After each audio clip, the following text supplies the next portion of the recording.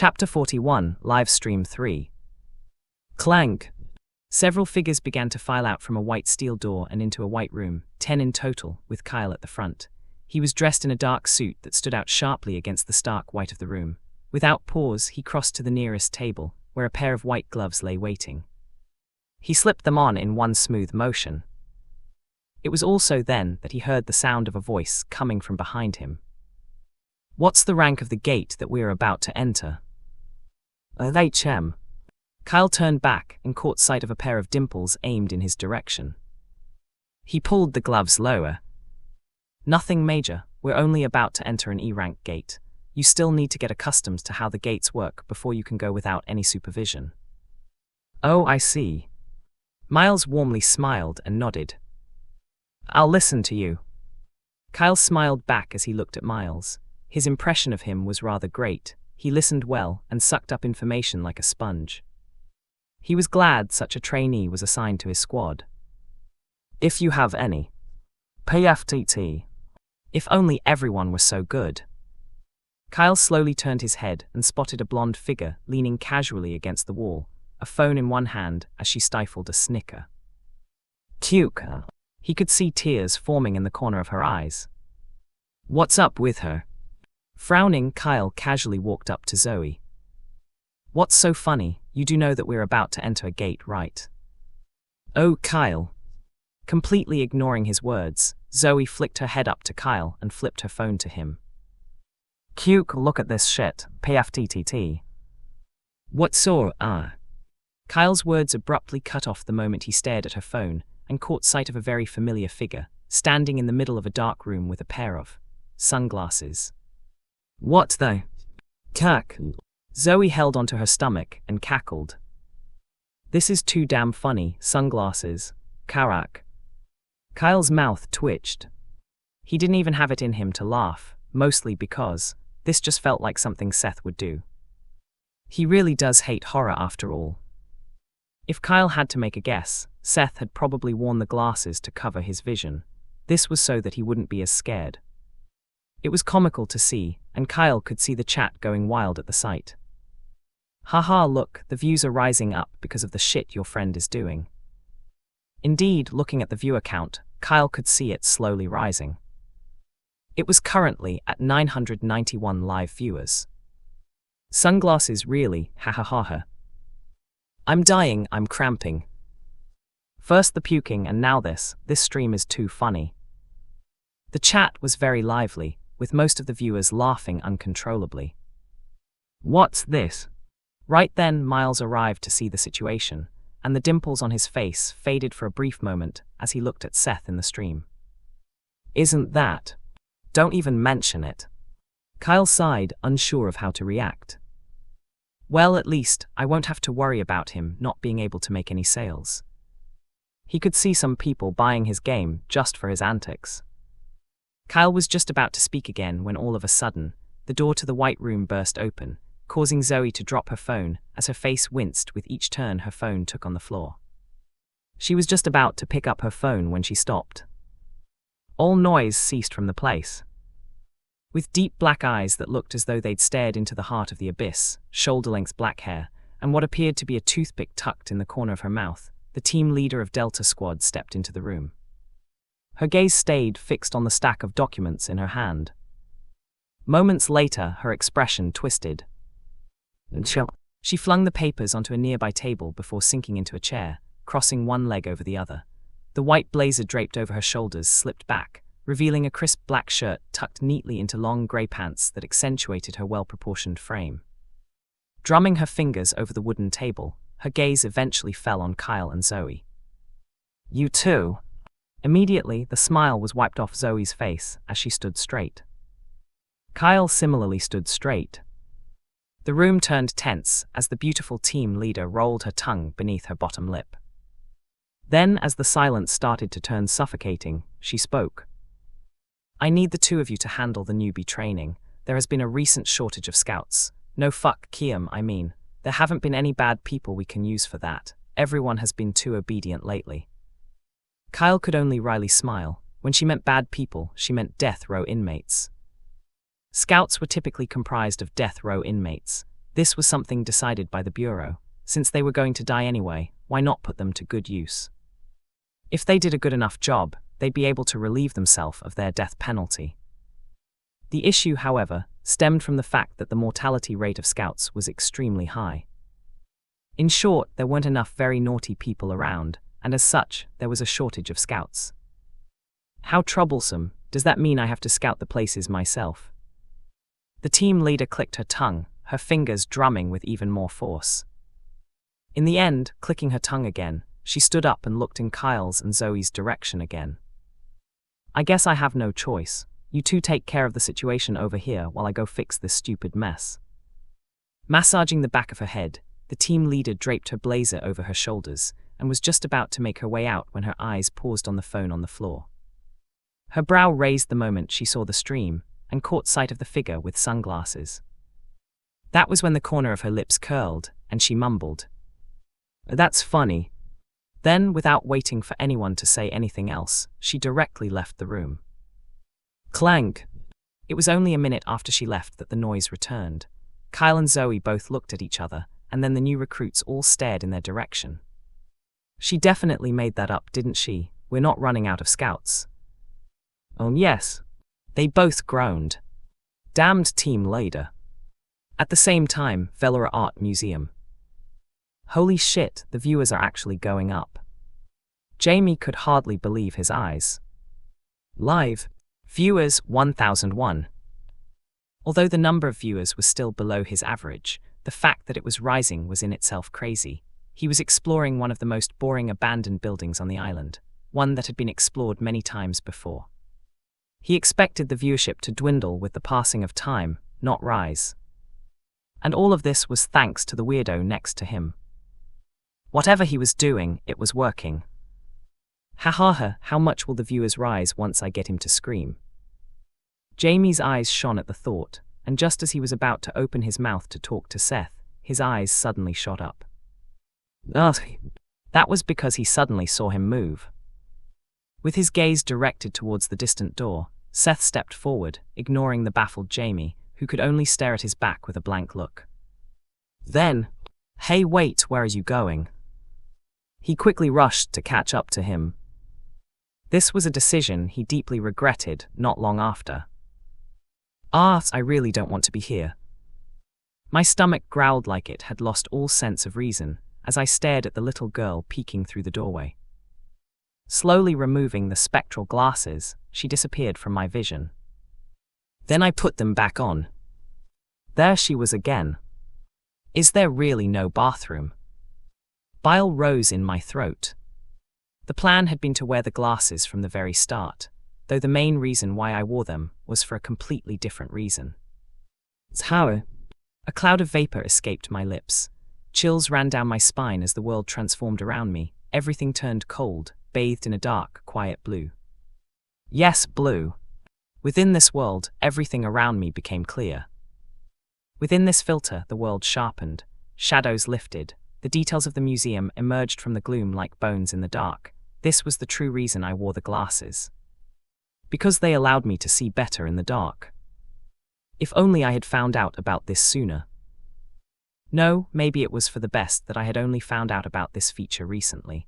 Something told me that whatever this dark blue vision showed me wasn't something that I could just carelessly peer into. The girl peeked farther out from the door and motioned for me to follow. She seemed to want me to go to her. As if that was the last thing that I wanted to do. However, staring at her, for some strange reason, I felt that she meant no harm. It was completely different from the way she was during the time I was staring at the painting. Back then, I felt the malice very clearly. What brought the change? Is this some sort of trick? She won't just act coy before suddenly turning on me, right? I really feared that'd be the case. If that happened, then I was as good as done for. But still, I decided to move forward and follow her. Taking into consideration how nobody had found a single thing in this entire building, going around and wandering aimlessly was only going to make me waste time. I didn't have much time. Just as much as she was a risk, she was also a clue for me to complete the quest. 2. Vapor left my lips again as the cold started to seep into my body. More vapor slipped from my mouth as the chill crept deeper into my bones. The floor cracked slightly beneath my step as I approached the doorway. The moldy scent that had lingered in the air moments prior seemed to fade with the cold, replaced by a burnt smell. "Wait, where are you going?" "Jamie, was it?" I turned to look behind me and answered. "Exploring." Seeing that he couldn't see the little girl, and it was more appropriate for me to keep the information hidden, I could only say such words. "Exploring with those glasses." "What about my glasses?" "You." The next hall opened into a wide, crumbling chamber. A statue stood at the center, ringed by empty picture frames. The sculpture depicted a veiled woman with closed eyes and folded hands resting near her stomach. The tiles on the floor appeared more weathered, cracked, and the windows in the distance, which were too tall for any of us to reach, were shattered, with glass shards spread across the floor. Behind the statue, the little girl crouched, half hidden, watching.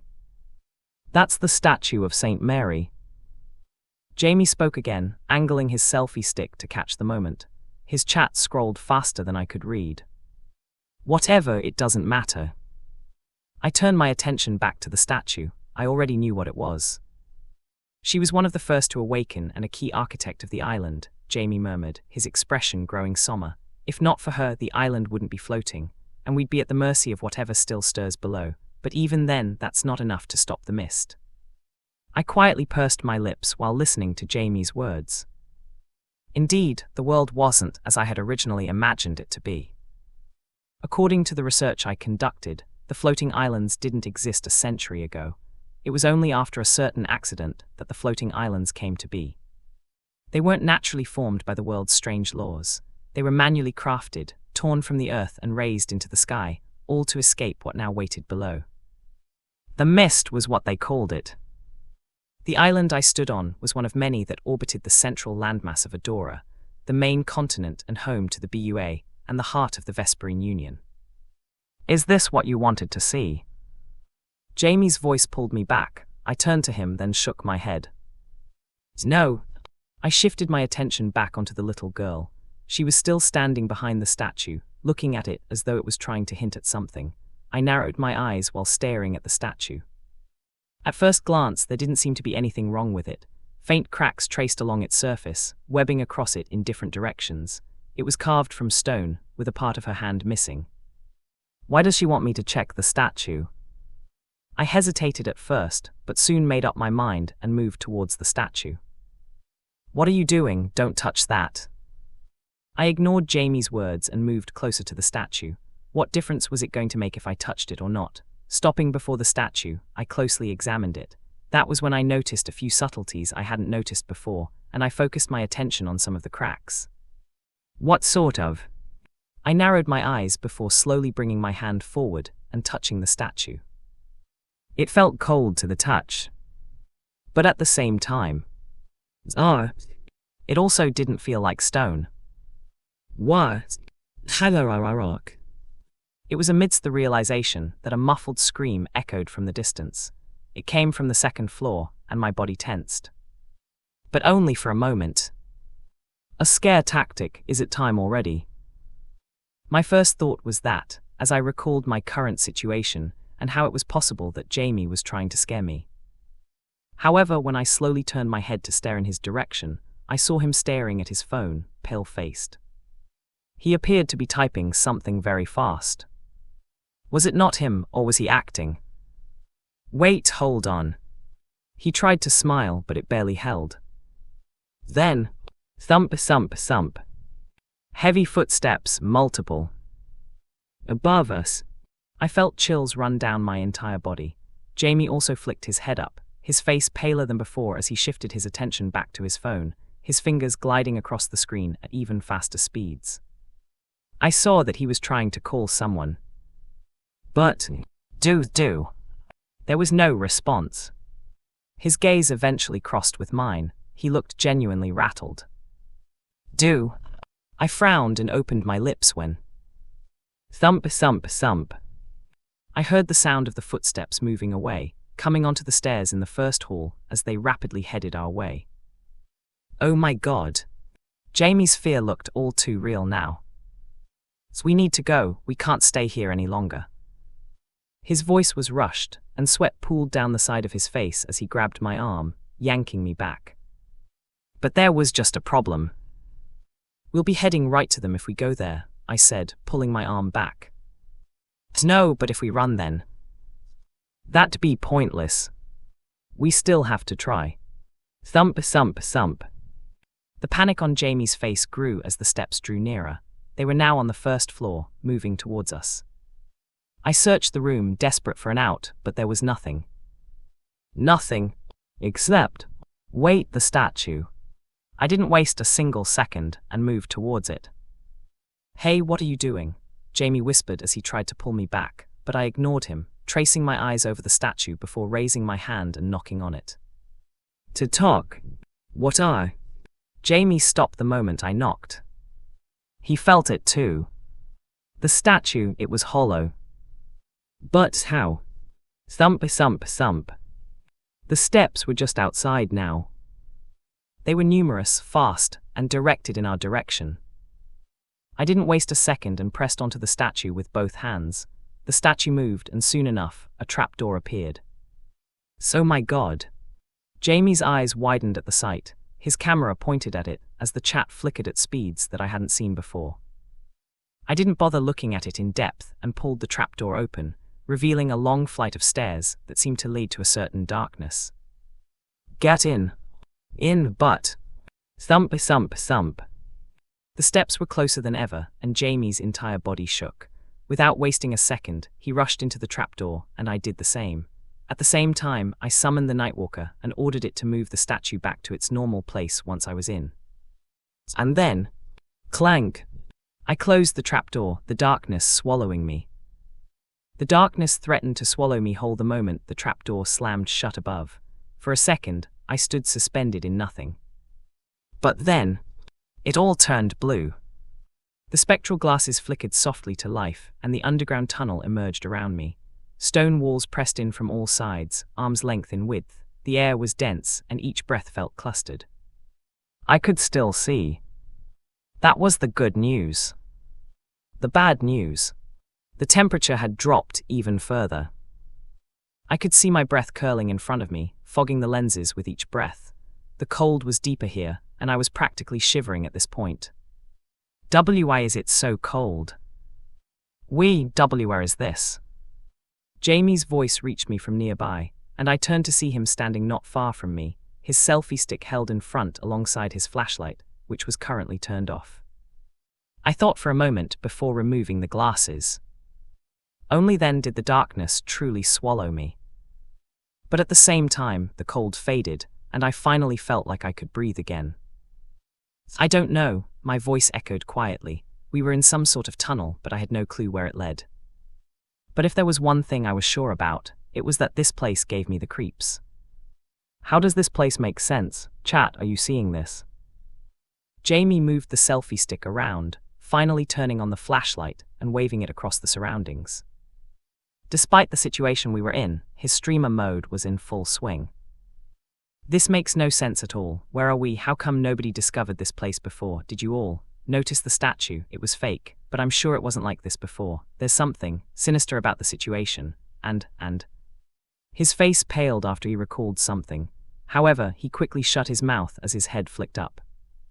My head similarly flicked up. Rattle tilde. Both of us felt it.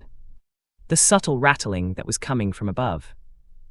I immediately felt my skin crawl as I paused for a moment. Then, run! Jamie was the first to rush, moving deeper into the strange tunnel as I followed from behind. Whoever the people from above were, they were clearly the ones responsible for this tunnel. They were also not some other group that happened to be exploring the same place at the same time. The screams from before. I felt the sheer terror and horror in them. But who were they? Could they be related to the little girl in some way? I didn't know, but I wasn't sticking around to find out. The only goal right now was to reach the end of the tunnel and find the exit.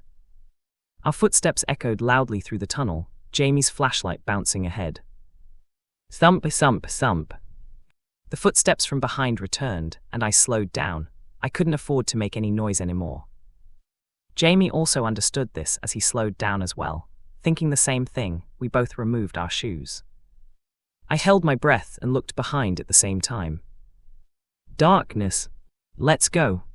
Jamie was the first one to move, and I followed closely behind. We no longer made any noise as we ran, and as we ran forward, something soon caught our eye. A faint orange light. I immediately grew alarmed, and the same was true for Jamie as his steps slowed, but as the steps behind us drew nearer, we had no other choice but to continue. Thump, thump. The orange light grew nearer with every step we took, expanding ahead of us like a slow-burning flame. As we moved closer, a mounting sense of dread crept in, tightening around my chest. Then, through the glow, a room began to take shape, and the breath completely left my body. Stop! I came to a full stop right as we drew closer to the room, and swallowed nervously. Jamie was the same, his breath heavy. Anxiety shot through me as the steps behind continued to draw closer, adding a mounting pressure. I was just about to move when Jamie extended his hand to stop me and moved the selfie stick forward. I instantly understood what he was trying to show me as I glanced at the display on Jamie's phone. The camera panned forward, revealing a fairly large room bathed in the flickering glow of candlelight. The dim flames cast long shadows across the space, the source of the warm orange hue. In the center of the room lay a casket, surrounded by a ring of chairs arranged in some sort of pattern. A red symbol, etched directly into the ground, circled the setup like some kind of ritual seal. There were more chairs scattered near the edges, along with a few tables and a cabinet pushed off to the side. I drew a cold breath at the sight, the stuffy air filling my lungs. There's no one, Jamie whispered, pulling the selfie stick back while his voice grew grim. There's also no exit in sight. Thump, thump, thump. His head flicked up the moment he heard the heavy sound of the steps behind, and his face paled. Go! With no other choice, the two of us entered the room, hastily looking around before settling our gazes onto the large cabinet that seemed to be large enough to fit several people. We slipped inside, closing the door behind us. Hi. Our breathing echoed inside the cramped space. The only light came from the narrow crack between the doors. Through it, we watched a group in white robes enter. Jamie stiffened as bloodied bodies were dragged in behind them. I felt my stomach twist. Have you found any other people? A muffled voice echoed through the confines of the small room as the people in white gathered around the coffin, tossing the two people on the floor. I stared at them, feeling my mouth grow dry. Are they alive, or? I couldn't tell. I am unsure, but we should continue with the ceremony. We have 5 more days until it's completed. I've waited long enough for this day. I paused upon hearing the words. 5 more days. Wasn't this the exact time when the quest would end? That wasn't a coincidence, was it? Yes, let's begin. If any intruders arrive, we will quickly dispose of them. The people in white moved toward the coffin, each step slow and tense. They slowly lifted the lid, and as it creaked open, a sudden chill filled the air. Inside lay the body of a young girl. I clamped my mouth the moment I caught sight of the body within the coffin, the very hair on my body rising as I felt Jamie's breath grow more ragged, his entire body tensing as he hastily took out his phone, typing incredibly fast.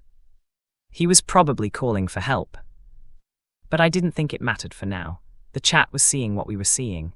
Surely one of them thought of calling the police, or whatever was supposed to come to help. I leaned closer into the crack, trying to peer into the distant body, and as I looked at it, my expression nearly crumbled. That's without a doubt the body of the young girl in the painting.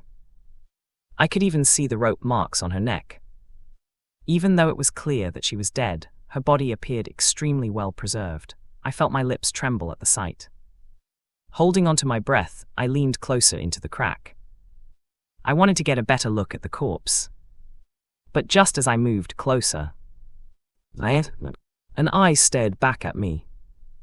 The moment the eye appeared, it was as if the world around me suddenly froze. I could discern all the little details of the eye, brown but darker than it should have been, almost too dark. The pupil was wide, unnaturally so, swallowing the light around it as faint lines rippled through the iris, like cracks beneath the surface of glass. And though it didn't move, I felt it see me. Really see me. I stood with my breath held until... Bang!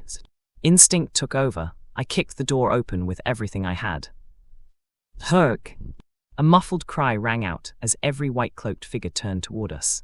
It felt as though over a dozen eyes had focused their attention on me. Shit! Jamie looked terrified. Honestly, so was I. My stomach twisted itself into knots, but maybe all those hours playing horror games paid off. I managed to remain calm enough to just bolt for the exit. Run! Thankfully, I was fast enough to catch the men in white off guard, arriving before the exit of the room rather quickly. Jamie was right behind me. Intruders. Catch them quickly, they've seen everything, we can't allow them to escape. The men chased after us, but the small head start we'd snatched at the beginning gave us just enough space to stay ahead, at least for a while. That gap, however, was shrinking fast. What the fuck, are they some Olympic athletes or what? I panicked when I saw the speed at which they were catching up. But soon I realized that wasn't the case. Staring ahead and seeing Jamie move past me with his selfie stick and flashlight, I quickly realized the problem. I was the problem. Fuck. I really should start exercising. Situations like these were only going to become more commonplace. I had no choice but to get better, otherwise I was done for. But more important than that, I can't let them catch me. They really will kill me if they catch me. If I wasn't sure of it before, I was sure of it now. The people who had been dragged by the strange white people before, they were dead. The trail of blood on the ground was clear proof of that. Why does it feel so long? I looked ahead and felt like the tunnel leading up to the strange room felt way longer than before. I knew it was merely my imagination, but my lungs were burning as the gap between me and the people in white was shrinking. As fuck. A hand reached out and barely grazed my shoulder. I clenched my teeth and forced my legs to keep going. Over there. Finally, stairs the way up. Jamie slowed down near the stairs, eyes on the trapdoor above. Don't worry about it, just go. I was already prepared in advance for this scenario. With the Nightwalker still above, I quickly told it to remove the statue from the trapdoor if there was one. But we don't have a choice. Okay. Gritting his teeth, Jamie scrambled up the stairs and slammed his shoulder into the trapdoor. Clank! It burst open with a sharp creak, and a sudden rush of cool air hit me. Jamie's eyes lit up, hope clear in his eyes as he looked back. It worked. Quick! I looked back to see the men in white just a few meters away from me, and my heart almost leaped out of my throat as I rushed up the stairs. However, 2 steps up, and I felt something grasp my left ankle. I looked back in horror. One of the men in white had a firm grip on my ankle, and in that instant, the hood slipped just enough for me to see what was underneath. Got you. From beneath the hood, I caught sight of a face. Sickly pale, with cheeks so hollow it barely looked human. A lump rose in my throat as more figures emerged behind him, each just as creepy. My body tensed for a split moment before I yanked my leg with all the strength I had left. Oh shit. As if realizing my predicament, Jamie turned, his selfie stick raised. Wham! The camera struck the man's hand, it flinched. Let go. Whams wham. Again and again, Jamie slammed the stick down. And then, bang! With a final blow, the stick shattered. The camera flew back, and the grip on my ankle loosened. Quick! I grabbed onto Jamie's outstretched hand, picking up the camera that landed not far from me, and we both rushed away, cold sweat trickling down the back of my neck. That was too close. For a moment there, I almost thought that I was done for. If not for Jamie, then. I didn't want to think about it. Looking back and seeing the men in white still present, I knew things were still far from over as I rushed ahead. Jamie followed before me, his expression completely pale. First Harem Hall exit there. He was also tired, speaking in ragged breaths. However, I understood his message and nodded, running past the exhibition room and towards the entrance of the museum. However, just as we moved past the exhibition room and onto the main hall, the sight that greeted us was a closed door. Since when? Shit. Bangs bang. Jamie slammed his shoulder into it. Nothing, it wouldn't budge. Panic crept in like cold water in my shoes. Especially when... Thump thump. The men in white were right behind us. Jamie grasped the knob, shaking it several times and pulling as hard as he could, but it was futile. The door was sealed tight. "Oh no, it's locked, I can't." I tried helping out too, but it was of no use. If only I had more time. "No, damn it, I know a second-order mission is supposed to be hard, but not this hard." Was there even a way for me to clear it? The more this dragged on, the more it felt that it was impossible for me to clear this scenario. However, thinking about the possible backup that was coming soon, I knew that all I had to do was resist. And as such, looking around, I settled my gaze onto the distant stairs and rushed toward them. Jamie followed quickly behind me as the steps creaked under our feet. "Over there. They're heading for the second floor." My heart squeezed as I felt the men in white rush from behind us. I didn't look back and continued moving up the stairs, entering the second floor as I was suddenly plunged into an endless darkness. I couldn't see where I was going, nor could I see Jamie's light. "Wait, Jamie." I looked behind me only to see darkness. Hearing the distant steps that seemed to come from all around, I felt my entire body tense as I reached forward with my hand, grasping the nearby wall. What happened? I was sure he was right next to me. Where did he go? I wanted to curse, but feeling the steps draw nearer, I knew I couldn't afford to. Without hesitating, I brought the spectral glasses to my face, and the world turned dark blue. The temperature plummeted, and I felt chills run down every part of my body. A corridor stretched out before me, splitting into 3 paths lined with doors. Doors lined both sides of the corridor, stretching into the darkness. I glanced around, then darted down the first hallway, heart pounding as I plunged deeper and deeper, hopping to waste time until something made me stop cold. Oh, there she was. The little girl, standing in the distance, staring at a specific door. I held my breath the moment I saw her, but simultaneously, my body moved on its own. I had a feeling that she wanted the same thing as me. As such, I knew she was on my side. Or at least, I hoped that was the case. I still took the gamble. Clank. The door creaked open, revealing a room. One that looked too ordinary to belong in this place. A small bedroom, the kind you'd expect to find in any house, except there was something unsettling about it. A bed sat in the center, flanked by a wardrobe, tables and chairs, all perfectly arranged as if someone still lived here. Raising my head up, I saw the little girl sitting on the bed, her legs dangling as I closed the door behind me and held my breath. At the same time, feeling something, my gaze drifted down to my hand. That's when I saw it. The camera from before. It was pointed directly at my face, a red dot by the side. Oh, I was still live. I'm live, is it still recording? The red dot on the camera seemed to hint at the fact. However, I didn't have Jamie's phone, so I couldn't see the chat or any details. Whether it was recording or not, I really wasn't sure. I was also suddenly reminded of the main quest. Right, thinking about it, I haven't marketed the game yet. That's not good. At the rate things are going, I might never get the chance. I glanced around the room, then fixed my gaze back at the camera.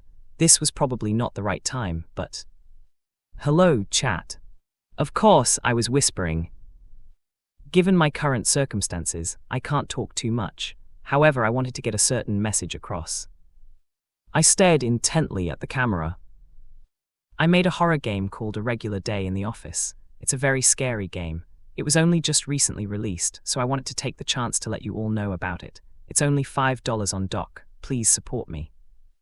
Dock was the service where they could purchase the games. I smacked my lips. This should be good enough, right? I scratched the side of my face. I really wasn't sure. However, this was the best I could do given my current circumstances, as I turned the camera away and summoned the Nightwalker, telling it to stand in the corner. The Nightwalker wasn't very strong, but it could be enough to deal with a couple of people. In case the people in white entered the room, I planned on fighting them alongside the Nightwalker. The goal right now should be to wait until backup comes. I looked around the room before settling my gaze on the window. A thought crossed my mind as I opened it, but I quickly gave up on any thoughts of jumping. I was too high up. I should have brought some sort of rope. I thought about the items in the shop, but sighed when I realized there was nothing that could help me in these circumstances. Eventually, I settled my gaze on the bed, wardrobe, and desk. After a little bit of thought, I moved towards them and pushed them towards the door. Puke. They were quite heavy. Rattle, rattle. Thankfully, the Nightwalker was here, and with the two of us working together, I managed to move the wooden wardrobe onto the door. I'm sure I made enough noise to attract the people in white. Sure enough, a few seconds later, the sound of numerous muffled footsteps reached my ears. I didn't waste a single second and reached for the bed, moving it towards the door, alongside every furniture that was in the room. Bang! The door trembled a second later, a narrow gap appearing as a sickly pale hand reached out from behind the door. My heart shook at the sight. He's here, came a voice from behind the door, hoarse and brittle. Bangs bang. K.H. I stood by the door, shoving the furniture with all my might, and trying my best to keep the door shut. At this point, I realized that hiding was pointless. The stairs that led down to the first floor were probably blocked by the men in white, with them splitting across each corridor to look for us. It was only a matter of time before they found me. As such, this was the most appropriate action. Another bang. The door trembled again, shuddering under the pressure. Another pale hand emerged from the widening gap, its fingers scraping against the doorframe, desperately reaching for me. I planted my feet hard into the wooden floor, grounding myself. My muscles screamed, but I shoved the furniture harder, pushing it into the door with all my weight. And with the aid of the Nightwalker, I was just able to stop the men in white from entering. K.H. All I had to do was resist. Resist until backup arrived. I thought I was doing a very good job at keeping the door closed until... Bang! Splinters exploded across my face, making me flinch. I looked up and there it was, a long, gleaming line of metal stuck into the door. I froze. And then, here you are. An eye appeared as a long hole appeared on the door. Fuck. Who gave these guys an axe? The eye moved away, replaced by another swing of the axe. The door shook violently. Bang, bang. I wanted to curse at my current situation, but I knew that this wasn't the time for that. Hastily reaching out for my phone, I scrambled to look for the recording. Maybe that could help. I was a little hesitant. Once the recording played, they wouldn't be the only ones affected. I'd also be affected to some extent, and what if the conductor arrived? What then? Bang! I flinched and saw the gap on the door widen. It was now large enough to fit an entire hand. As that was exactly what happened, as a sickly pale hand reached out from the hole, moving in my direction. I immediately panicked, but kept my body firm even as the hand brushed against my forehead, nails scraping down my face. I felt a sharp pain on my forehead. Shit, fuck, think. I once again started to think about shop items, scrambling to think of anything that could be of any use. There were two items that caught my immediate attention. The emergency joint, when smoked, it grants perfect luck for 5 minutes, then catastrophic misfortune. SB-1010. The painkiller tattoo, a tattoo that absorbs injuries for 5 minutes, then redistributes the pain later. SB-1270. Both tempting, but I hesitated. The side effects, catastrophic misfortune, pain redistribution. I didn't know which would be worse, but I couldn't afford to second-guess myself now. Bangs bang. I flinched, my heart slamming against my ribs. They were getting closer. Anxiety shot through my mind. Oh no. It was just as I lowered my head that my eyes focused on my phone. Wait. A thought suddenly crossed my mind. Bang! Even more splinters flew, and 2 hands emerged from the gap on the door, grasping onto my face as I leaned my head back, my entire body drenched in sweat. The door was almost gone now. Any minute now and they'd enter. Fuck it. I didn't think anymore and just followed my instinct, using one hand to type something. The door shook even more fiercely. They were seconds away from breaking the door. Almost. I whispered, my hands shaking, but I kept typing. It's there. Finally, I tossed the phone aside. The Nightwalker moved toward it, and just like that, it was gone. My heart skipped a beat. Bang! The door shattered. I fell back at the same time as the door shattered, and several people in white entered. I scrambled back, my breath ragged. There you are, one of them growled, raising an axe. You saw too much. I saw the gleam of the blade as it rose. My breath left my body. This is it. I kept my eyes peeled forward, the shop window before me. And just as the axe was about to fall, WHE. A suddenly blaring sound echoed from outside the window, startling the men in white. Crap! And the police! I took the chance to rush towards the window and scream.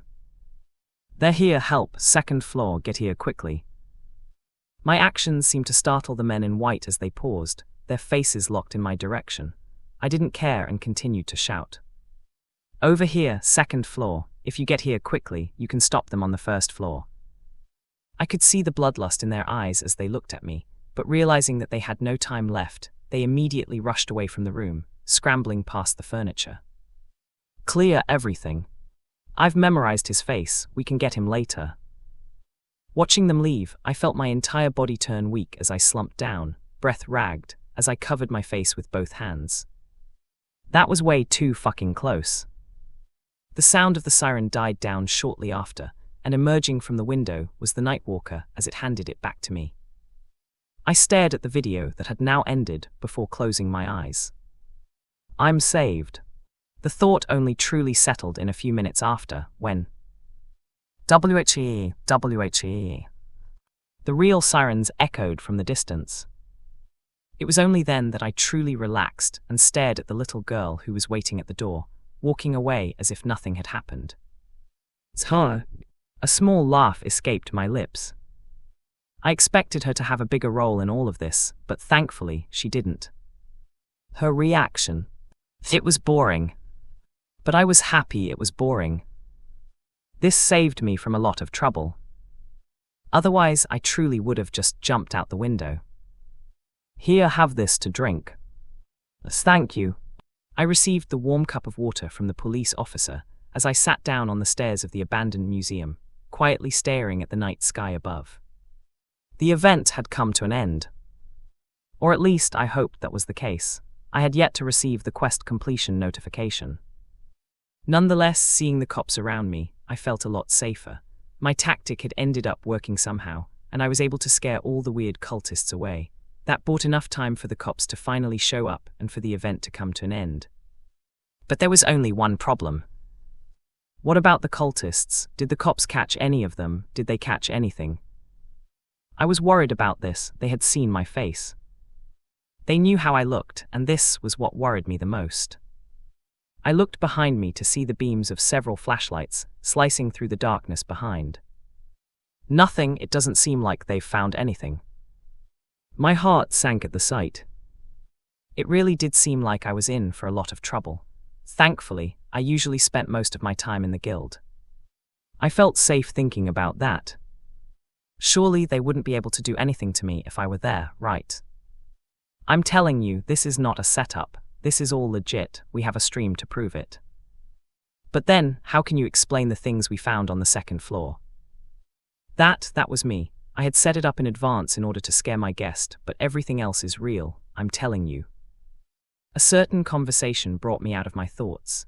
Turning my head, I saw Jamie talking with one of the police officers, a blanket draped over his body as his arms swung around wildly as he tried to explain the situation. Yes, this was originally a prank, but things turned out this way. Timing, I don't know. If possible, I wish I didn't have such timing. It seems like they found something on the second floor that makes them think this is all a setup. Well, it wasn't like I was unaware of the fact. Understanding Zoe's personality quite well, I saw this sort of scenario happening from miles away. I also understood that this cultist scenario wasn't a setup. It felt too real to be a setup. And sure enough, several officers emerged from within the abandoned building, carrying long white bags. Judging from their somber expression, I could tell what was within the bags. The bodies of the two accomplices that Jamie had brought. I drew a cold breath. They really had died, it wasn't my imagination. It was real. This just reminded me of how close I was to dying myself. It also made me question the system. If this were a second-order mission, just how hard were the higher-order missions? The thought alone made me want to puke. I couldn't wait to get back to the dorm and get some sleep. In fact, looking at the time and seeing that it was almost midnight, I stood up from my spot. It was time for me to leave. I had a certain painting to tend to. Wait. A thought crossed me as I stood up. Since I had more or less completed this mission, did I still need to stare at the painting? Logic said no, but at the same time, I had yet to receive the quest completion notification. I wasn't sure why, but since that was the case, it was best to play it safe and return to the office. I was just about to do that when a certain voice echoed from behind me. "You're leaving already." I turned around to see a tall man with a neatly trimmed brown beard. His hazel eyes matched the warmth of his hair, which was tucked beneath a hat. Dressed in a dark blue blazer adorned with several gleaming medals, he carried an authoritative air around him. I looked towards the golden plate on his right chest. Mitchell's. I was busy with the investigation, so I didn't have time to introduce myself. The officer held his hand towards me. "I'm Senior Officer Mitchell's." Senior Officer, my right brow rose. He was probably the one in charge of the current operation. I shook his hand back. "I'm Seth." "Nice to meet you, Seth." "Pleasure is mine." The senior officer looked around before moving to the side. I followed along. "All right, I called you aside because I wanted to talk to you about the current situation. I'm already mostly aware of the stream and have watched it, so I doubt asking you many questions will help with the situation. It'll just be a waste of time. All I can do is fill you in on what we found out." "I see." I was starting to like this senior officer, straight to the point. "Well, first things first, we weren't able to find the body of the little girl. By the time we arrived at the secret chamber, it was already gone." "Hello." To be honest, I figured something like this would happen. The time frame for when the cultists ran away from the siren and when the real police came was approximately 5 minutes. That was more than enough time for them to get the body and run away. We've already started a search mission around, but so far we've yet to luck out. The senior officer paused while looking at me, his expression somewhat grim. "We also have reason to believe that the group's motives behind the girl's preservation are not as simple as some cultist tradition. Our initial investigation makes us believe she was being used as a possible ingredient." "Oh, ingredient for what?" "You don't need to understand this stuff, considering that you seem to just be a normal citizen. And taking into consideration your circumstances, I am afraid that this might not be the last time you see them. For that reason, I'll have no choice but to escort you back to your residence. We might also have to place you under witness protection." I guess I was fine with that, not that it was necessary. Still, I was really curious about what he meant by ingredient. The curiosity was killing me, but I managed to hold myself back. "I'll just ask Kyle later." He probably knew. But most importantly, I need to be back by 1, is that okay? 1. The officer looked at me weirdly, but after a while he flicked his wrist and checked the time. "That can be done." And that's great. I was starting to like this officer more and more. "Well, for now, I'll head back and take care of some matters. I'll come and find you in a couple of minutes. Is that all right?" "Yes." I readily nodded my head before watching the senior officer enter the museum again. I was just about to sit down and get a few minutes of rest when I felt a hand suddenly tug me on the shoulder. "Dude." "Oh." I turned to see Jamie's face near my shoulder, his eyes wide for some reason. "What?" I was just about to pull away when he suddenly shoved his phone to my face. "Look, just look." "What?" Pulling my head back, I narrowed my eyes before settling my gaze on his phone. It was then that I saw it, and my heart almost leaped out of my chest. Live. Viewers 37,567. The stream. Jamie's voice came out hoarse. "It's starting to go viral." "Viral?" I stared at Jamie's phone screen, my eyes focusing on the chat that rolled down rapidly. It was moving so fast that I could hardly see a thing, but that wasn't all. The number of viewers. Wasn't it way lower before? Yes, it was. It was almost 30 times more. This was hard for me to process. Why were there so many viewers? Surely the stream of me almost dying wasn't that entertaining, right? This is nuts. I've never seen so many viewers before. Overhearing Jamie's mumbles, I turned to look at him and then towards the distance, where I saw the police officers bring the bodies into a van. Weren't they his friends? Why did he look so unconcerned? Oh crap. Jamie suddenly looked around, hastily patting his pants and clothes. Where's the camera? Shit, we must have dropped it before. I need to talk to chat.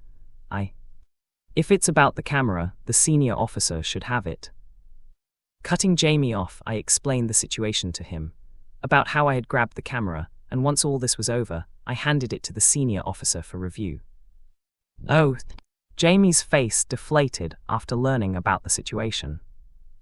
I felt my eyes narrow when looking at him. Stream aside, I turned towards the distant van. Your two friends died, why do you seem so unconcerned?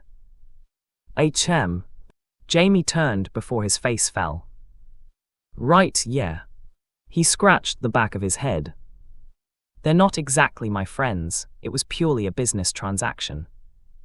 His words sounded cold as he spoke, however, after a brief pause, his face fell a little. And, it's not like I'm not affected, but I've seen stuff like this happen so much that I just try not to let it affect me. My parents died like that too. It'll eventually hit me, for sure. I just try to delay that for as long as possible. You have my condolences. Thanks. Perhaps he was the type of person who didn't like to display weakness when there were people around, the type that liked to suffer in silence. He was also most likely using this situation to take his mind off these matters. If that's the case, then it makes more sense. But nonetheless, I wouldn't have been surprised if he didn't care at all. This world's common sense was messed up. Look. As Jamie tugged my shoulder, he shoved the phone right next to my face as he snickered. Look at the chat. Chat. I blinked, then looked towards the chat. However, the moment I tried, I felt my head throb. It was moving way too fast for me. Oh right, sorry. As if noticing my struggle, Jamie apologized before he made a few adjustments. The chat slowed down, and it was only then that I was able to see the chat. This wasn't fake, right? That was intense. That shit was crazy. What kind of dogshit luck did they have to encounter something like this? And talk about the guy with the sunglasses. I thought he was just there for the comedy, but he was a total lunatic. Yeah, who TF was he? Does anyone know the identity of the lunatic with the sunglasses? Does he have a streamer code? Reading the chat, I didn't know how to react. I just felt my face slowly growing more and more grim. Especially seeing everyone call me by the same name. Lunatic with the sunglasses. That's stupid, how am I a lunatic? I'm obviously a victim here. PFTTT. Jamie, on the other hand, seemed to be enjoying the situation, laughing as he looked at the chat. Cuke, lunatic with the sunglasses, cack. He cackled while nudging my shoulder. That's a cuke. He was really starting to piss me off. But then, just as he was about to laugh again, he stopped, and I watched as his face gradually started to fall. I only needed to look once to know why. This stream was obviously fake. Come on, why are you all believing this shit? Yeah, Elmau, you'd have to be stupid to believe this sort of shit. There's just no way they meet a cult the same fucking day they go explore the place. This shit is so obviously staged. They must have paid a shit ton of money for the production. They're all like this anyway. Most stuff is fake these days. My ass is fake. It was. The hell do you mean fake? You think that the deaths are fake and that I didn't just almost lose my life? He looked really pissed by the claims as he hurriedly started to type on the phone. He was writing all sorts of colorful words to fight back. I just shook my head and placed my hand over his shoulder. Just stop. What? Why would I stop? Are you seriously okay with them saying that our stuff was fake after everything that we've gone through? I don't know about you, but just look around you. I pointed towards the cop around us before looking back at him. Once they're done with their investigation, they'll release a police report. If anyone doubts that what happened is fake, tell them to just check the police report about the situation. Nobody will be able to say a single thing then. Jamie's hand paused then. He seemed to have suddenly been enlightened as he struggled to find any words to say. Then, with a chuckle, he looked at his phone and shook his head. "You're right, I got too heated." "All right." Jamie then proceeded to write one single thing in the chat. "To those who believe this is fake, a police report will soon come out. You can check it out yourself once it's out." The chat exploded shortly after his words, but Jamie ignored it and put his phone away, taking a deep breath while staring at the night sky. His shoulders started to relax. And as a subtle silence settled over us, he finally broke the silence. "You know, this was supposed to be a setup, right? I was asked by someone to scare you and embarrass you on stream." "I know. I just wanted to, Jamie's head snapped in my direction, and I shrugged. "I overheard your conversation with the cops earlier." "Oh." Jamie put up an embarrassed expression. "Actually, yeah, I was supposed to scare you. I did it because my channel was dying and I wanted to revive it. I didn't think a situation like this would have happened, though. It's not like things turned out bad for you." "I guess you're right." Jamie chuckled before moving his phone in my direction. I raised my brow. "What did he want?" "Give me your contact. If you ever need my help, just call me. I'll try my best to help you." But are you going to give it or not?" I raised both of my hands and obliged. There was no way I was going to reject such an offer. Depending on how well he took advantage of the current situation, I could see him doing exceptionally well in the future. When the time comes, I'll just have him advertise my new game. This wasn't a chance I was going to waste. "All right, I'll be heading off now. Call me if you need anything from me in the future." "Will do." Watching Jamie leave, I stood waiting for several minutes before the senior officer arrived, and I moved towards the back of his car. "I'll bring you home now. I've already gotten your address." "Oh, okay. This saved me some trouble. I'm really tired." This entire event had probably shaved 5 years off my life. As the car started and we started to move, my eyelids gradually started to grow heavier. I was just about to fall asleep when... Ding! My phone buzzed and a notification appeared. Looking down, I read the notification. "Hello, we are currently reviewing your game a regular day in the office due to a sudden spike in purchases, which has raised a potential concern about botting activity. We will follow up with you shortly once the review is complete." I quickly sobered up. Wait, what? If I was sleepy before, that was no longer the case now. Staring at the notification that flashed on my phone, I felt my expression change. I proceeded to read the message again, before hastily moving towards the doc app and logging in. "Error. Your account has been suspended on suspicion of botting. We will reach out to you later. Please have some patience." Patience? Patience my fucking ass. I almost wanted to throw my phone out of the window of the car. My inner coward prevented me from doing so. The phone was expensive, and I was in the car of a police officer, so... No, that aside, this is really bad. I had a time limit for my mission. It was about 1 week. Failing resulted in the shop's closure. I couldn't afford to have that happen. The shop was extremely vital for my survival. It was the only place where I could buy the pills for my disease. If that closed, then I was as good as dead. Look. I ruffled my hair as I stared at the app in front of me. I quickly sent a message telling them that this wasn't some weird botting incident and that I was innocent. After I was done, I sent another one, and then another one. I just had to make sure they got my point across. I only stopped when I felt any more would piss them off. The only thing I could do after that was hope that they'd unban me before it was too late. Otherwise, I really was done for.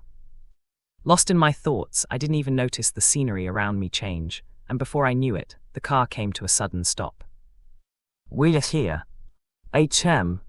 I looked up to see the senior officer looking at me from the front car seat. He had a worried expression on his face. "Is everything all right?" "Yes, everything is all right." Drawing a deep breath, I forced a smile before taking my stuff and getting out of the car. I had done all I could. All I had to do now was wait for the result. Coming out of the car and feeling the cool breeze, I stared at the tall structure in the distance. It stood out quite a bit amidst the other tall buildings around. The senior officer was also looking the same way. I was originally worried about your safety, but knowing that you're with them, I don't have to worry too much. As the senior officer spoke, he rolled the window back up. I'll contact you if anything comes up in the investigation. Have some rest for now, you've earned it. Thank you. The senior officer drove off shortly after that. Standing dumbly in the middle of the sidewalk, I eventually closed my eyes and walked back towards the guild. This was a decision I came to regret shortly after. A few moments prior, Severed Star Guild. Clank! A white door creaked open, and a group stepped out into the hallway. At the front were Kyle and Zoe, their faces slick with sweat, like they'd just wrapped up an intense workout.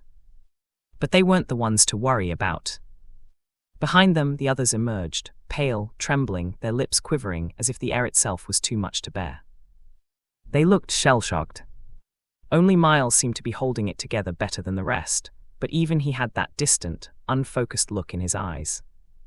Kyle and Zoe eventually stopped, looking back to see how the new recruits were doing. A look of pity flashed across Zoe's face when she saw the state they were in. Well, I can't say that you guys did badly. In fact, it was quite good. You only died about 5 times. That's above average, I would say. She looked at Kyle, who shrugged while mumbling, I didn't die when I did it so. Zoe bit her lip. Shit, me too. Kadam. She covered her mouth and coughed. Whatever the case is, you guys have a promising future. Yuck.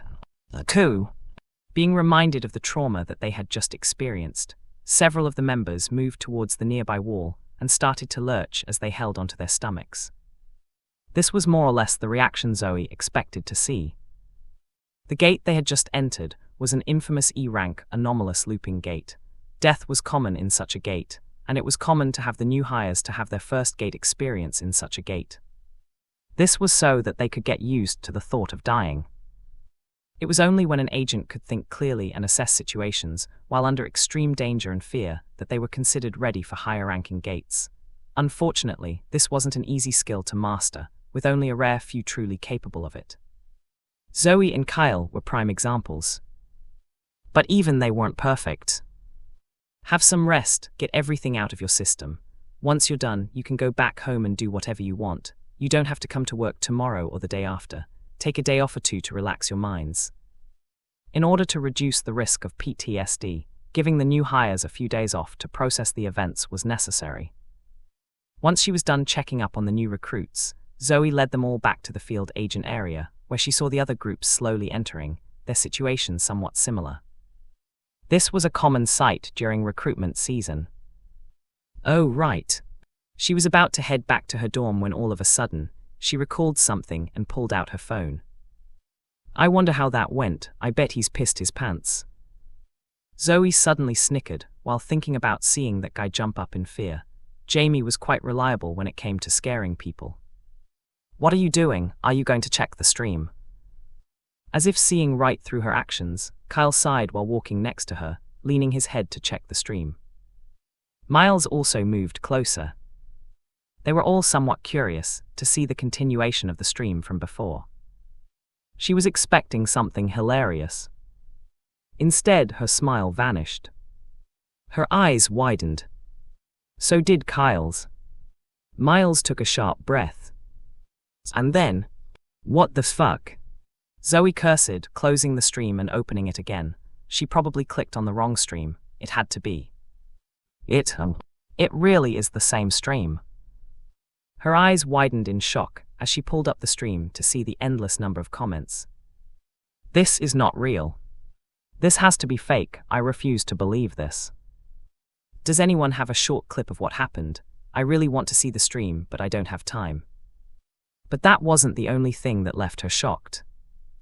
No, it was the number of viewers who were currently watching. It was over 30,000, and that was in spite of the stream having already finished. What in the world happened? Zoe wasn't the only one confused. Kyle was also confused as he leaned closer to stare at the phone. Hey, move your head back a little. But he was quickly pushed away by Zoe, who scrolled through the phone before finally finding something. Here, I've got it.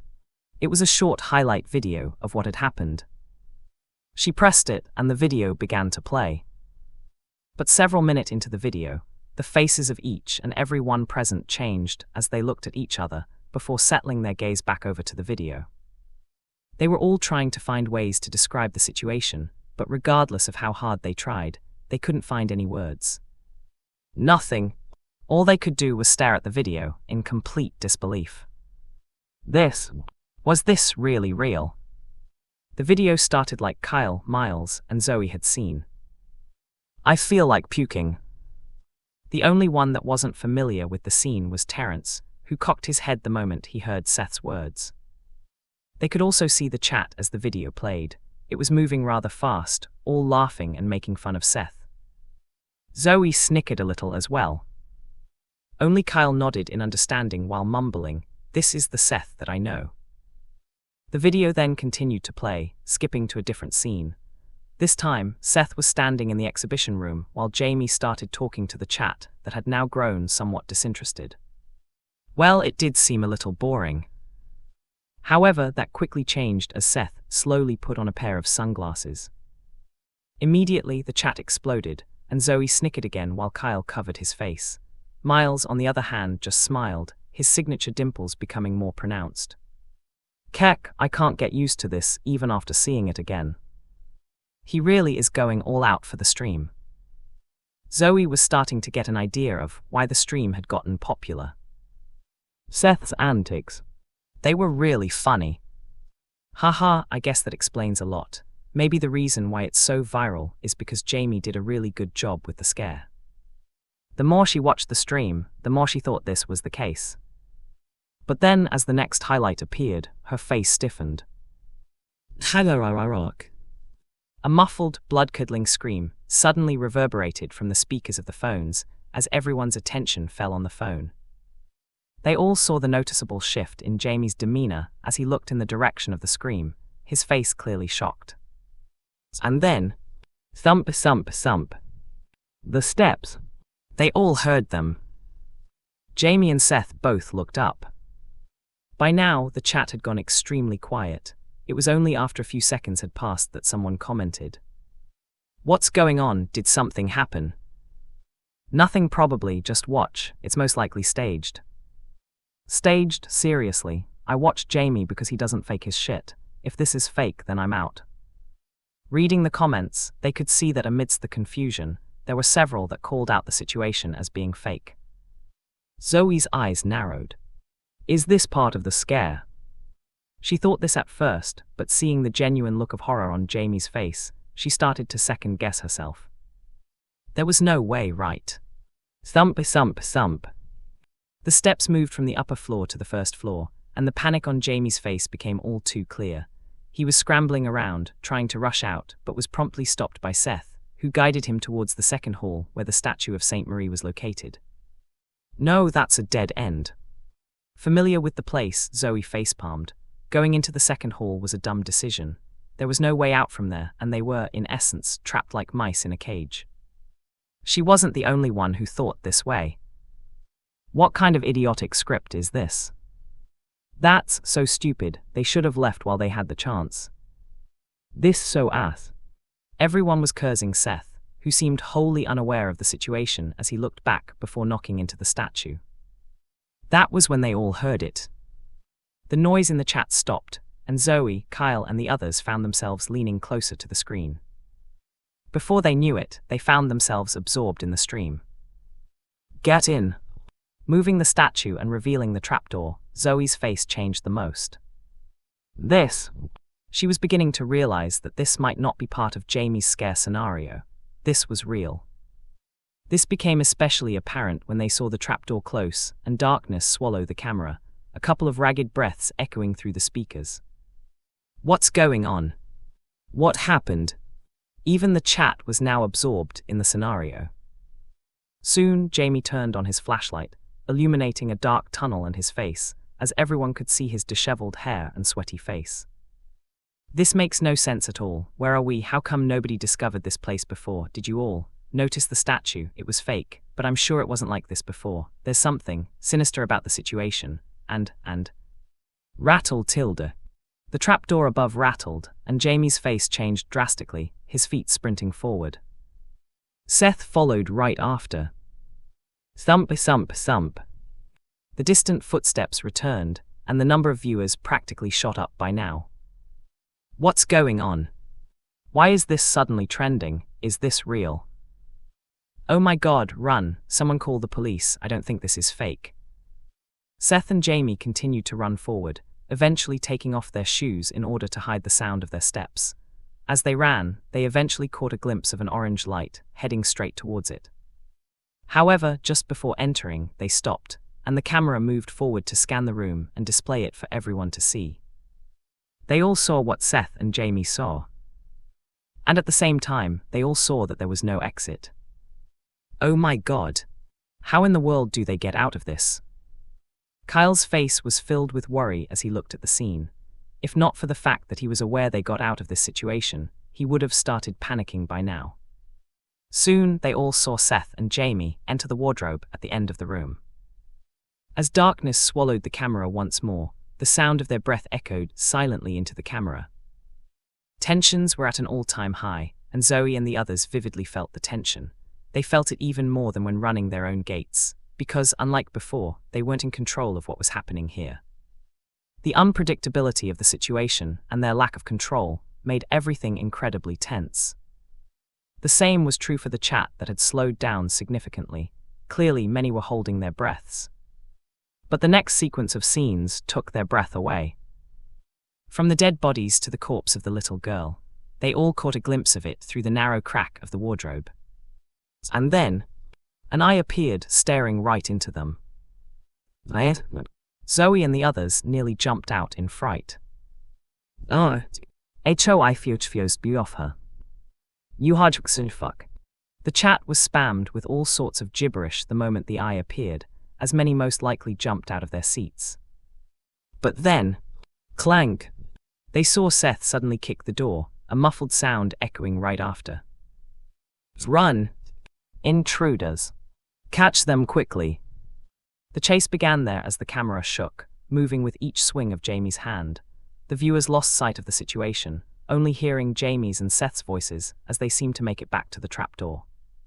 However, just as they were about to get out, they heard a certain sound, and it was also then that the vision became clear. Oh my god! It was there that they saw several hands clamp up over Seth's ankle as he looked behind, his face looking strangely dead. He didn't even show much of a reaction. But soon, Jamie sprang into action, the camera smacking down against the skinny and pale hand. Thump, thump. Each smack seemed to resonate with the beat of the heart of everyone present, until... Crack! They heard a cracking sound, and the camera fell. Everything turned dark from there. They could only hear the sounds from that point. What's going on? What happened? Did the selfie stick break? Someone tell me what is happening. Viewership had hit an all-time high. Everyone was glued to the unfolding chaos. With the screen plunged into darkness, every sound felt magnified. The panic in Jamie's voice as he realized the door was locked, the ominous footsteps behind them, and the slow, eerie creak of the stairs. Everyone heard it, their faces growing tense. And then, just as the tensions were at an all-time high, their vision returned, Seth's face appearing before everyone. He looked to be within a certain room, and as he locked eyes with the camera, he paused for a moment. All eyes focused on him, waiting for him to say something. And soon, "Hello, chat." He started to speak, his voice quiet as Zoe, and the others looked at him with extremely serious expressions. Given my current circumstances, I can't talk too much. However, I wanted to get a certain message across. Message? What message? Was he trying to leave a message before dying? Zoe thought as she swallowed her saliva, waiting for him to say his next piece. But the moment Seth opened his mouth again, her face changed. The same was for Kyle. I made a horror game called A Regular Day in the Office. It's a very scary game. It was only just recently released, so I wanted to take the chance to let you all know about it. It's only $5 on doc. Please support me. Seriously? Now of all times. What the hell did he just say? A regular day in the office. He's a game developer. WTF is he doing? This shit has to be fake. LMAO, this is so obviously staged. Who in their fucking minds would advertise this shit in the middle of a situation like this? Seth's words made the chat instantly explode, and the number of viewers increased as those with malicious intentions added fuel to the fire. This is bought through a production. I almost got fooled, lol. Though it was obvious that some sort of hidden competition was manipulating the chat, it still didn't take away from the fact that the entire stream suddenly felt fake. Oh, so that's the case. Zoe felt a similar feeling as she leaned back on her chair, expression easing a little. For a moment, it almost had her fooled. Jamie really went all out with the production. Zoe didn't know how to feel. On one hand, he had done the task as she requested. On the other, he kind of went a little overboard. The others also seemed a little more relaxed at the realization. But that didn't last for very long as Kyle's voice echoed shortly after. Wait, hold on. His expression changed as he looked at his phone. What is it? Is something wrong? Noticing the sudden change in his demeanor, the others grew curious. Just as they were starting to grow impatient with his actions, Kyle slowly turned his phone to display the guild alert system. Location, Velora Art Museum. Danger, NA, estimated to be second order. Alert, suspicious activity detected in the region.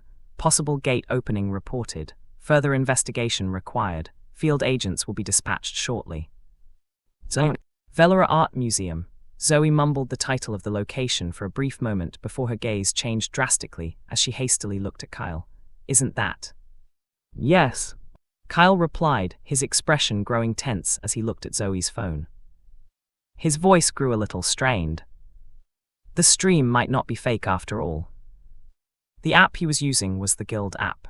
It indicated and displayed any event that was happening within the guild and needed the guild's attention. Seeing the new alert and the description, Kyle understood the gravity of the situation. But... Zoe was at a total loss for words as she turned her head slowly towards her phone. She found herself staring at Seth's figure as he appeared in the video, calmly detailing information about his game, in spite of his current situation. To make things even worse, he was doing all of this while wearing sunglasses. Keep the video playing, I want to see what happens next.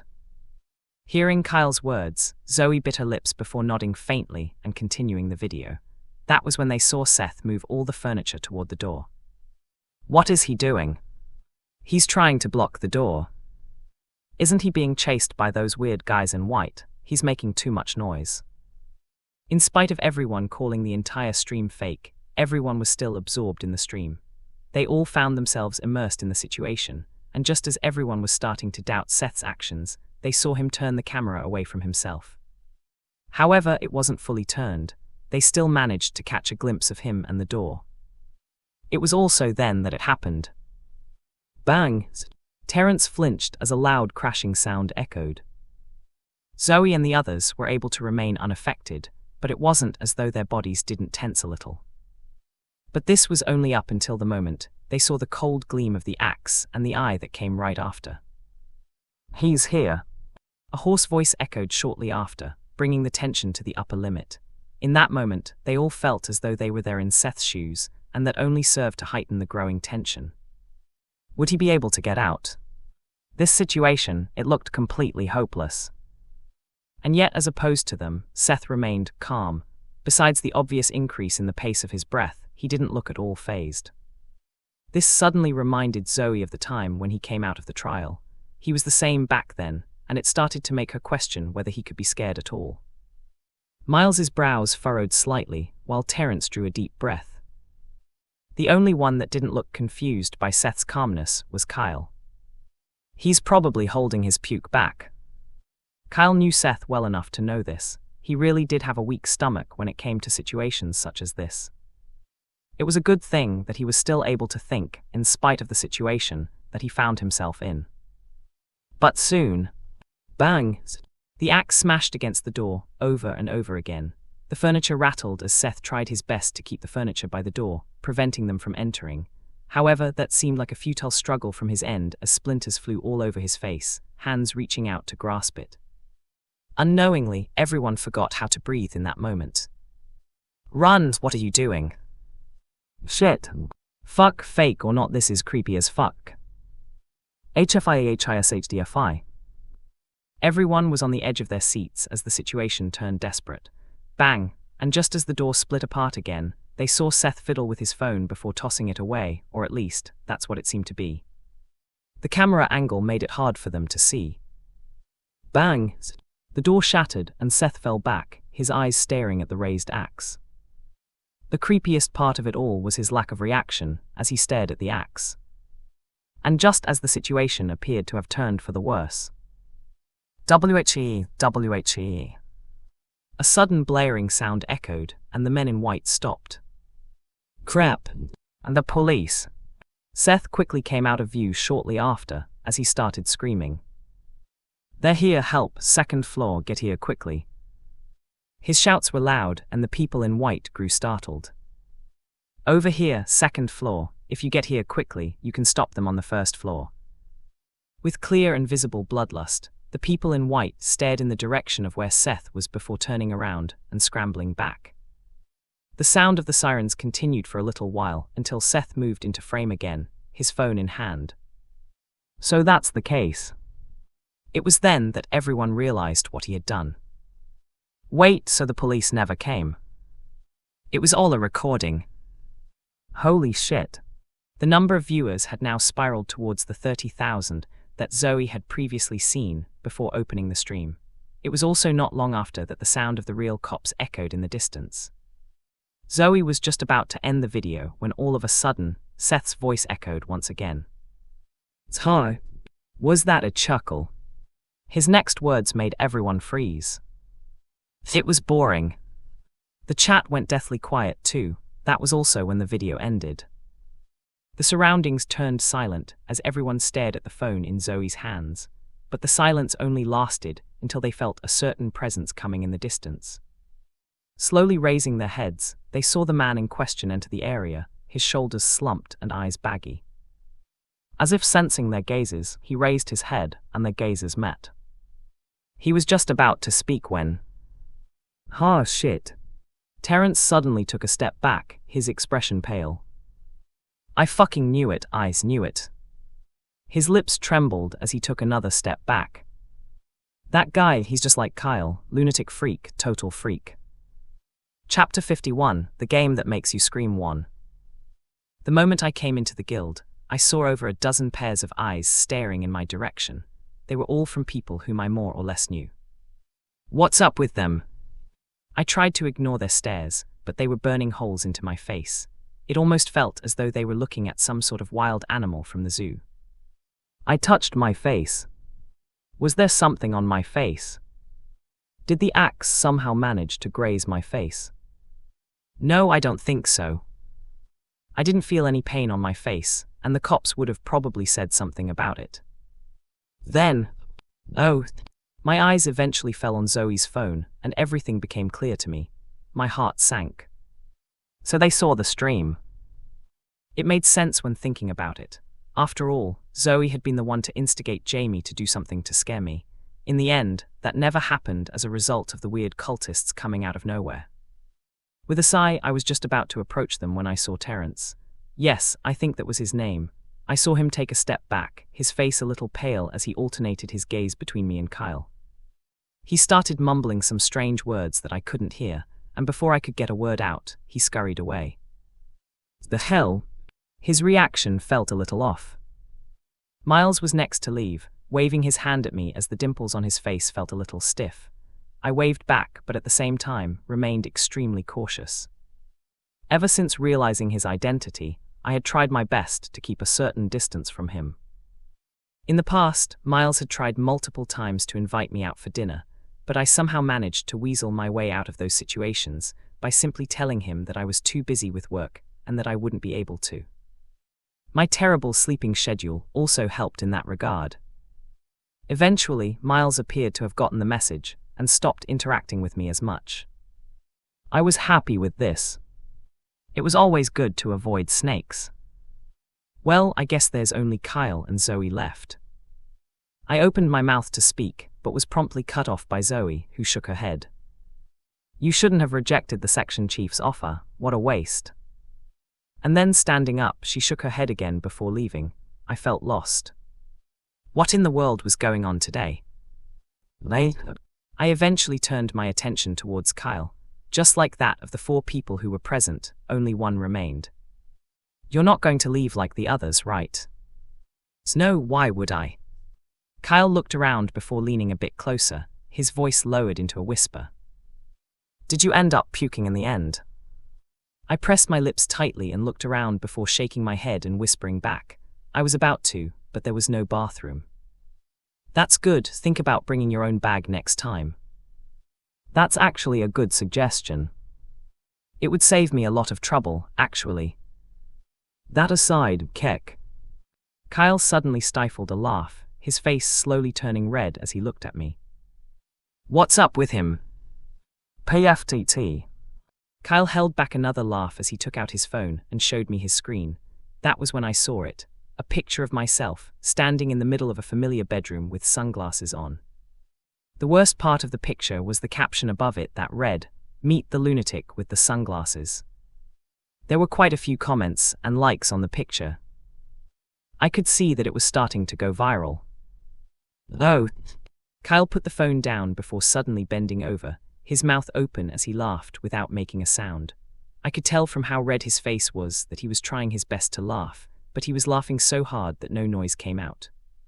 I kind of just wanted to pinch his nose and let him suffocate in his own laugh. But I was too nice for that. Without paying him any more mind, I rubbed my eyes and headed back to my office. I was way too tired to care about things like this. Clank! Closing the door behind me, I looked around before settling my gaze on the wall where the large III was present. Staring at it, I felt a growing pressure mount on my chest as I dropped my stuff and slumped down on the nearby chair. Right, I need to handle that too. The countdown felt like a scythe hanging over my neck, ready to slice it off at any given second. Thankfully, the conductor has yet to make any movements just yet, but I don't know how long that will be. He was coming. Of that I was sure. Two. Letting out a breath, I settled my gaze over the painting on the wall, and I checked the time. There are 20 minutes left until 1. Do I really still have to look at it? And what about the quest? Was it still not completed? I sighed while massaging my face. The situation didn't quite make sense, and after a little bit of thought, I retrieved my laptop and booted it open. I was about to open the system app when I paused and turned my attention toward the dock app. Its logo was that of a black joystick.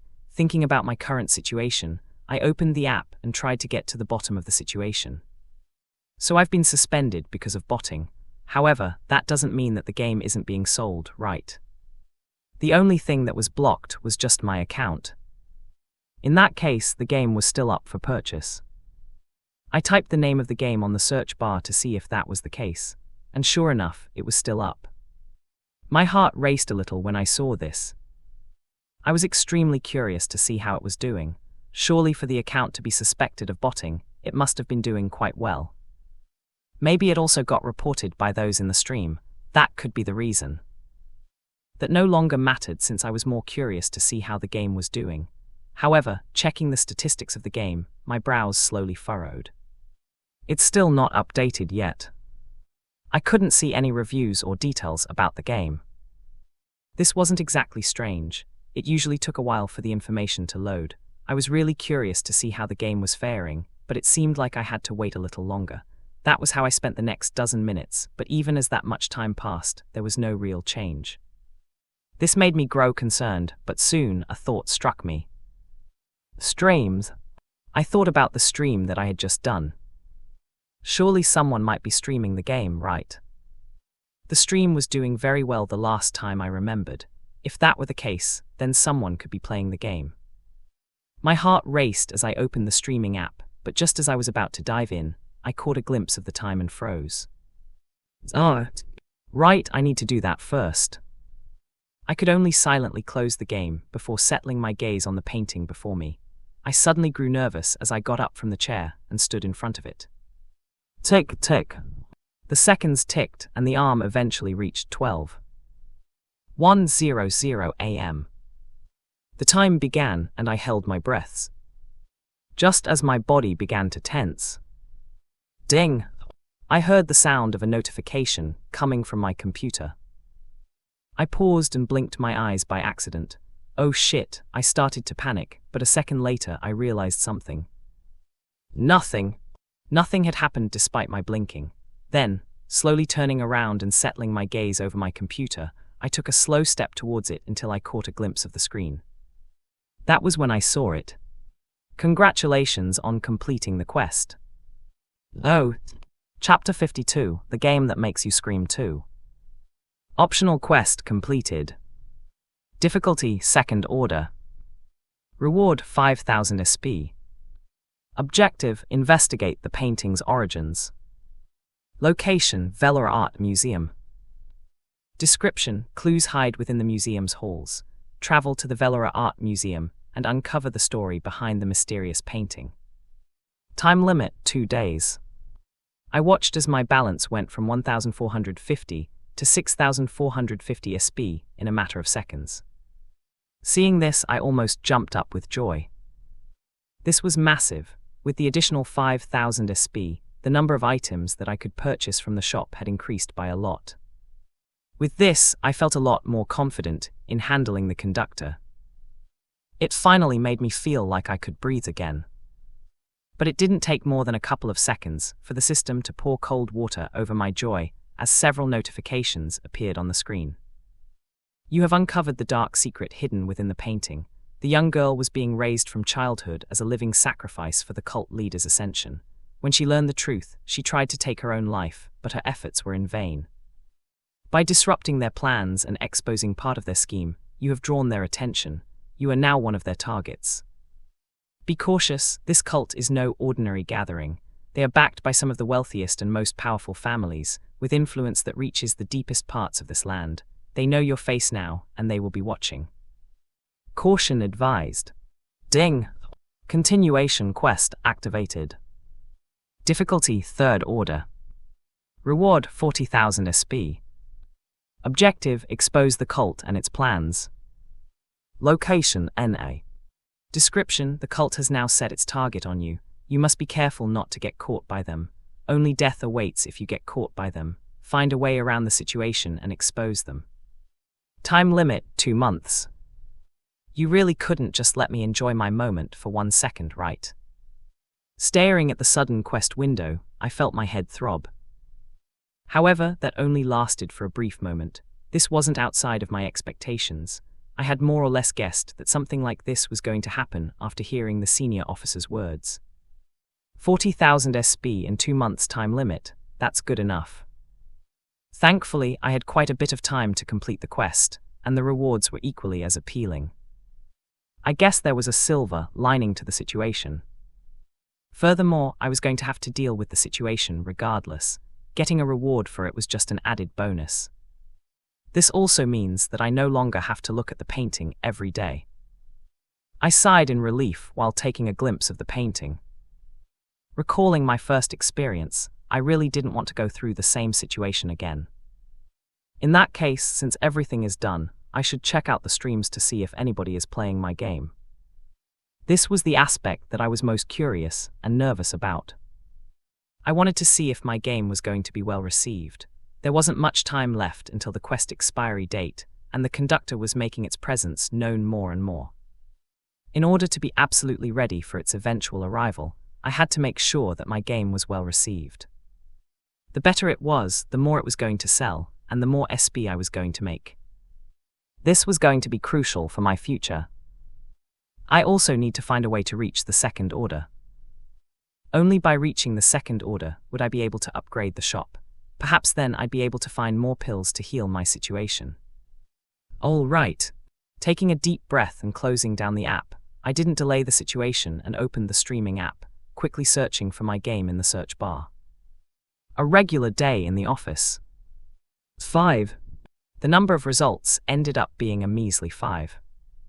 Looking at the streams, they also didn't have that many viewers watching them, with the one with the most only having 115 viewers.